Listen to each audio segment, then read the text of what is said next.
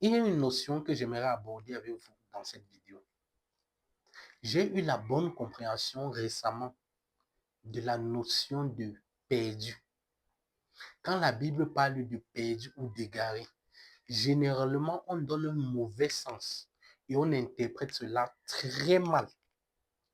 Et nous interprétons souvent cela, cette notion-là, contrairement à la pensée de Christ. Dans cette vidéo, je vais vous donner 3 exemples de comment Christ interprète la notion de perdu. D'abord, je vous mets dans le contexte. Moi, je viens d'une assemblée où par le passé, on partait évangéliser dans les marchés, on partait évangéliser dans les rues. Et qu'est-ce qu'on disait aux gens? On leur disait que quand tu nais biologiquement de ton père et de ta mère, parce que Adam a péché, Adam a voué ou il a vendu l'humanité à Satan. Et que désormais, tous ceux qui naissent en Christ sont fils du diable. Ils sont fils de Satan.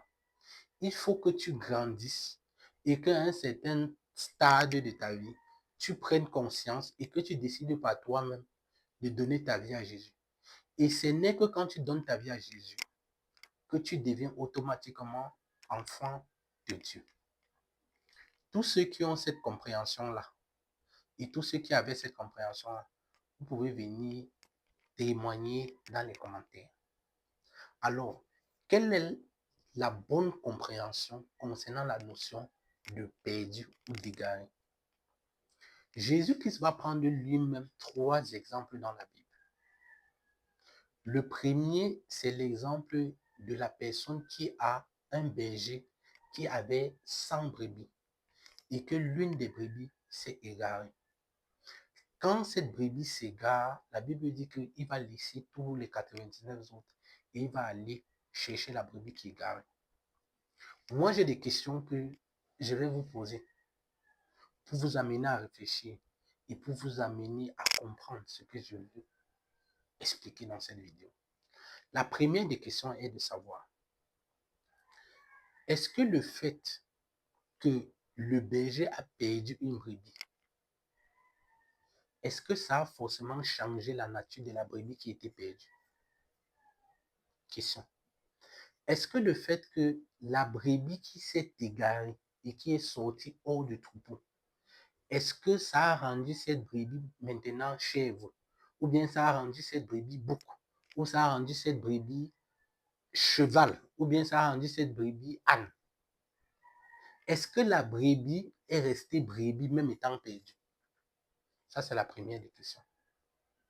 La deuxième des questions, est-ce que si une personne retrouve cette brebis dehors et prend soin de cette brebis, est-ce que ça fait de cette brebis la propriété de la personne? Je perds ma brebis. Une personne dehors retrouve la brebis et attache cette brebis chez elle. Est-ce que cela revient à dire que la brebis appartient à cette personne? Deuxième question. Aujourd'hui, dans notre compréhension de l'évangile, on passe le temps à dire aux gens que parce que Adam a péché, ils ont perdu leur nature de fils de Dieu. Donc, le fait qu'Adam a péché, il a perdu la nature. Ils ont perdu la nature de fils de Dieu. Ils sont devenus fils du diable. Cela laisse à croire que Satan procrée. Satan a la capacité de créer une personne. Satan a la capacité de procréer un être humain. Satan a cette capacité de créer un être humain. Est-ce que le fait que Adam a péché ou l'humanité s'est égarée pendant un moment donné veut dire que nous sommes la propriété ou bien on a changé de nature?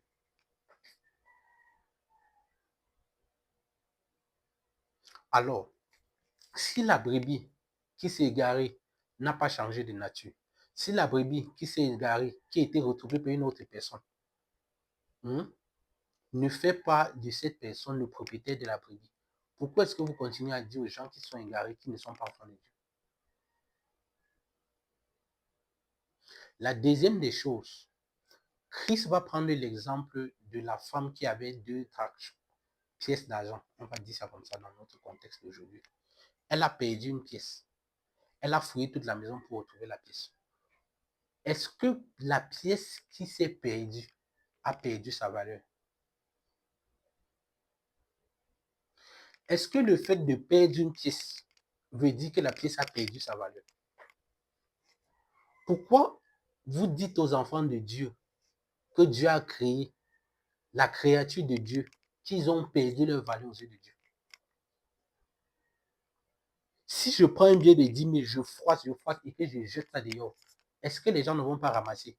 Ou bien les gens vont arrêter vont repasser à côté, dire que non, le billet s'est été froissé, le billet s'est perdu. Ça n'appartient à personne. Ça veut dire que ça a perdu sa valeur. Si ce n'est pas le cas, pourquoi est-ce que ça s'applique aux enfants de Dieu? La troisième des choses, c'est l'histoire du fils prodigue. Le fils prodigue, la Bible dit que c'est un père qui avait un fils qui a demandé ses biens, il est parti dilapider. Et quand il est revenu à la maison, le père l'a accueilli. Le fils, il a dit que mon fils qui était perdu, voici, je l'ai retrouvé. Est-ce que le fils qui était perdu, le fait qu'il était perdu pendant un bout de temps, pendant un certain temps, a changé sa nature de fils en esclave, ou a changé sa nature de fils en fils de voisin, ou a changé sa nature de fils en je ne sais qui? Le fils a continué de garder sa nature et sa valeur de fils aux yeux de son père. Aujourd'hui, la mauvaise compréhension de ce que c'est que perdu, parce qu'on ne comprend pas la notion de perdu comme Dieu comprend, comme Dieu voit, on décide que les personnes qui n'ont pas encore reconnu le Seigneur dans leur vie sont égarées, ils n'appartiennent pas à Dieu. C'est totalement faux. Ces personnes sont tout simplement appelées les non-atteints, c'est-à-dire que l'évangile ne les a pas encore atteints. Le fait qu'ils ne sont pas atteints ne veut pas dire qu'ils appartiennent au diable, ne veut pas dire qu'ils appartiennent à Satan, ne veut pas dire que leur nature a changé. Ils demeurent par nature parce que c'est Dieu qui les a créés. Ils n'ont pas deux pères. Le fils prodigue, même s'il restait toute sa vie dehors, et avant même de continuer, pour qu'on dise quelque chose, c'est perdu. Au préalable, il faudrait que cette chose ait appartenu à quelqu'un. On ne peut pas déclarer quelque chose de perdu si ça n'appartient à personne. Donc, les personnes que vous appelez perdues là, c'est la propriété de Dieu. Même s'ils sont perdus temporairement, ils n'en demeurent pas moins qu'ils sont fils de Dieu. Maintenant, est-ce qu'ils en bénéficient du fait qu'ils sont fils de Dieu? Bien évidemment que non. Mais le fait de ne pas bénéficier du fait qu'ils sont fils de Dieu ne fait pas d'eux des personnes moins importantes aux yeux de Dieu que toi. Ils sont aussi précieux aux yeux de Dieu que toi et moi. J'espère que cette vidéo et cette compréhension va bénir une personne et va débloquer notre façon et notre perception de voir les autres. Merci.